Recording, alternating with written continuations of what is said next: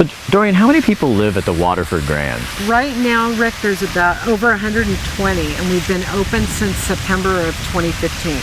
And you're right here on the banks of the Willamette River, the We same are. river that Eugene Skinner, the founder of Eugene, lived by. And we're going to watch a story right now on his great-great-great-grandson, a man named Ken Darling. Watch. Wow. Pretty great. Great. Darling, in fact.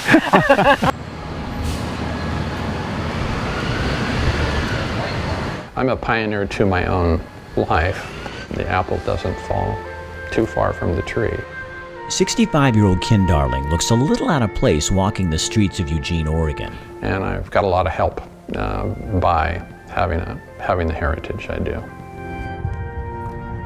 Actually, much of this town once belonged to his family. My mother was a Skinner, her father was a Skinner, his father was a Skinner, and then Eugene Franklin Skinner. Ken is the great-great-grandson of Eugene Franklin Skinner, founder of Eugene, Oregon. Little tiny kid, you know, I mean, hearing from Grandpa all the stories, you know, that he had.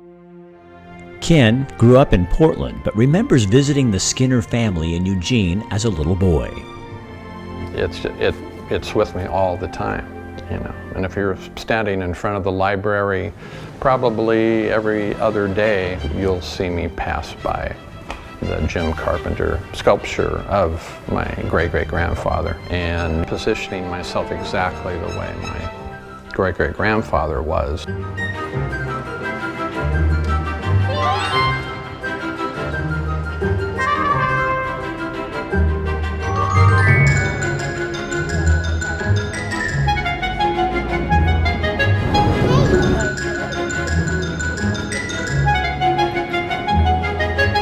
There is some resemblance, you know, for whatever it's worth. Eugene Skinner settled along the river near the butte that bears his name in 1847. How amazing, I'm sure people thought it was that, oh, the government's going to give me 640 acres. I have to stay on the land for 4 years. I have to be married, and I have to have a house. I walked this land. This is what 640 acres looks like, from south of 8th all the way to the river, including the butte. Grandpa, where's my piece of property? Later, Eugene Skinner donated 40 acres to help create the county seat that became the town of Eugene City. Ken recently found his way back to Eugene, looking for the same thing his great-great-grandfather was looking for, a new start. I got caught up in the crash, financial crash, so basically my career was gone. Ken, like his great-great-grandfather Eugene, is not sure what the future might hold, but he thinks this may be the best place to start looking. You know, I know struggle as well, and so it is exciting to study my family and see what kind of struggles they went through. Just shores me up to do what's necessary. It makes you wonder, what would Eugene Skinner think of his little town today?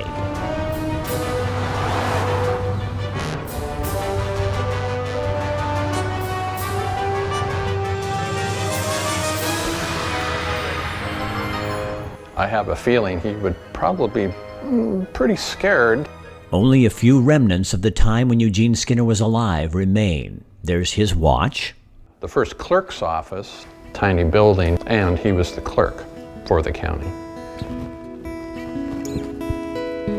I've been up to the gravesite at the Masonic Cemetery. History has a way of linking the present with the past, and maybe that's what Ken Darling is looking for, a connection.